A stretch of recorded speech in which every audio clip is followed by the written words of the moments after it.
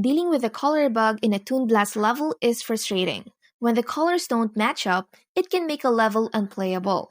The good news is, there are a few fast fixes you can try. Let's get straight into it. The most common cause of glitches is an outdated application. Head over to your phone's app store, search for Toon Blast, and see if an update is available. If it is, download it immediately. The developers release regular patches to fix bugs, and this is almost always the solution. If the updating doesn't work, the next step is to clear your app's cache. This removes any temporary data that might be causing the glitch. Go into your phone settings, find your apps list, and select Toon Blast.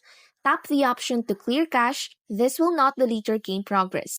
If the problem still isn't solved, you'll need to reinstall the game. This is the last resort. First, make sure your game progress is saved by connecting your account to Facebook or your email. Once that's done, delete the app from your phone. Then go back to the App Store and re-download it. After you log back in, your game progress will be restored and the bug should be gone.